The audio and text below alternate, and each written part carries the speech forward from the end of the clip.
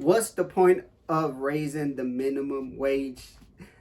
Don't think I'm trying to say is not a good thing, but before y'all hear my opinion on this, man, my name is Denicio Torres. I am blind. This is my second chance with the new vision. I lost my vision when I was 16. And if you want to know more about that, man, you can find that on my book that's called My Second Chance with the New Vision on Amazon, or the link is going to be down in the description box below. Don't forget to like, subscribe, share the content to anybody that you think that is going to like this type of content. However, to all my returner subscriber guys, I appreciate you guys for the constant support. Don't forget, as long as you are breathing, you have a second chance to change your life if you don't like where you at right now. And like I heard, man, what's the point of raising the minimum wage? And what I mean by that, man, is crazy because I stay in Georgia, Atlanta, Georgia, and I grew up here. And when I was growing up, I know that the rents were much cheaper. For example, when I was growing up, I know even probably like 10, 15 years ago, the rents were like 650, 750 for a house with 3 bedrooms or even 2 bedrooms, or it depends what county you stayed in, probably cheaper than that, or probably like $100 more expensive. However, man, now in 2022, in the same area around Hateville or East Point, man, a little house with 2 rooms, 1 bathroom, is costing you at least $1,200. Let's say give or take $1,200, and the food is more expensive, the gas is more expensive. And don't think I'm saying, like I said, it's not wrong. They should have been raised the minimum wage. I know I just heard Joe Biden say that he want to do at least $15 an hour, which is a great thing because everything is going up and the minimum wage is still down, but it's pointless in a way because every time they raise the minimum wage up, man, everything goes up.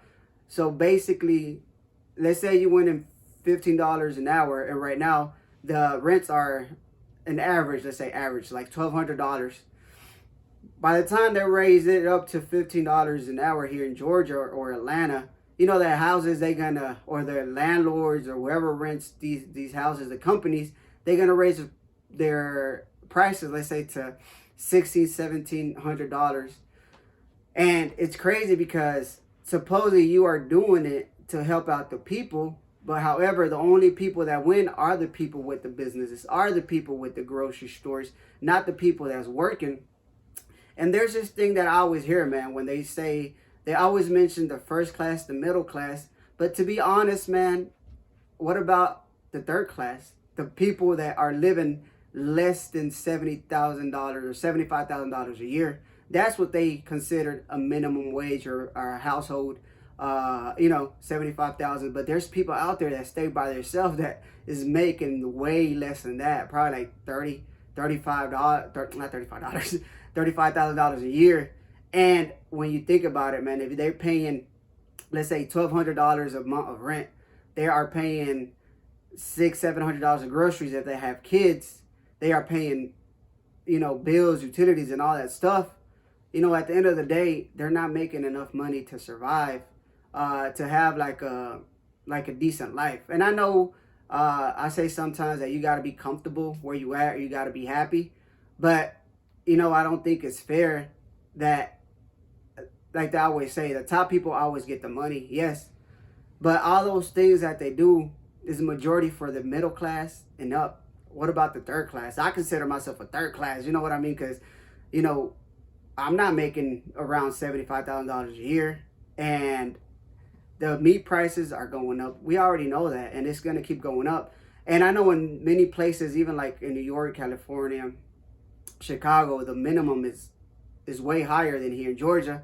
But when I went to visit my homeboys over there up in Chicago, man, and you hear that they paying $2,000, $2,500, like for a duplex or an apartment, and we tell them how much we pay over here, they be like, man, I wish I could stay over there. Yes, but And but we and this, at the flip side, we'd be like, well, we wish that we were making $15 an hour. But if you do the counts and do the math, at the end of the month, you basically having around the same money to spend.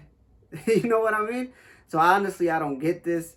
I know I also heard that he's trying to do like a restriction of how much they can charge the rent, which honestly I think that even $1,200, $1,300 to rent a house is way off, because with that you can purchase your house. And I know many people are gonna be like, well, why don't you purchase your house then? It's like, if it was that easy to own a house and buy a house and all that stuff, you know what I mean? Many of these people wouldn't be renting, or even us, many other people wouldn't be renting, because even to get $15,000, $20,000 just for a down, or 30,000 to get a money for a down, is impossible if you have kids and if you gotta buy them food, clothes. Which I'm not saying you're not supposed to do that, because at the end of the day, we chose to have how many kids we have, and we have to fight to be where we at in life and try to move on and make our life better if we don't like where we're at right now. But sometimes, these laws and these people make it so much harder than what it's supposed to be. Like I'm saying, paying $700, $800 a month for somebody that was making $200, $250, somebody that used, like back in the day, that was working at McDonald's, was still a lot, because 250 times 4, that's 1,000. So if you stay in a house that you paying $600, $700 a month plus utility bills, you only have probably like $200 or $100 of food throughout the month. You still got to make sure that you buy clothes if you need it, your kids' clothes, and anything for the school. And like I said, let's say even if they do pay $15 an hour every week, that's 600 times 4 is $2,400. If you're paying $1,200 a month of rent, or even $1,000, you're left with $1,400 a month. You still got to pay your gas. You still got to buy food. So I just think it should be a better way for these homeowners or grocery stores to have like a cap on the stuff they're selling. I know inflation and all that, they put all that to question. But if you go to other countries, let's say Mexico and other countries, when you can live out those with that same money here, and you can even buy medication a lot cheaper than the United States. You know what I mean? Like, sometimes it don't make sense. I know, man, many people are going to be like, well, you should live in the United States and those are the rules and blah, blah, blah. Like what everybody says, and they repeat it and they mumble the same thing back and forth. But it's not just us, it's everybody.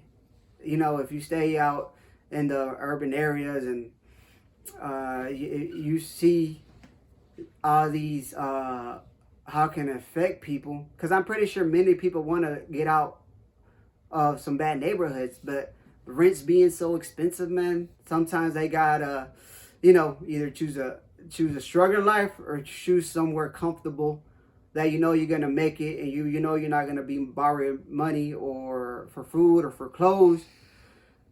And I just wish, man, there was a cap on all this, and hopefully Biden gets that passed. I just heard that today, but I was supposed to do this video before even this came out. But I think that's a good thing what he's doing, because at the end of the day, man, we all need that. I don't think it's, I honestly, I don't think it makes us justice that, you're making $400, $500 a month, and you almost wasting half of that on your rent. And I don't know, man. And if you're renting, or if all this bothers you, man, just try to move up in life. And like I always say, if you complain about this and if we want to change this, man, we should get empowered. We should get in these seats to change it, because all these marches and stuff, they put like an alert or like eyes on the stuff. But if we don't have people in the seats, in the government seats, or anything that can really make it happen, it will make no difference. Me making videos like this on YouTube probably just put the awareness out there. But if we don't have nobody out there that care about stuff like this, man, it would never change.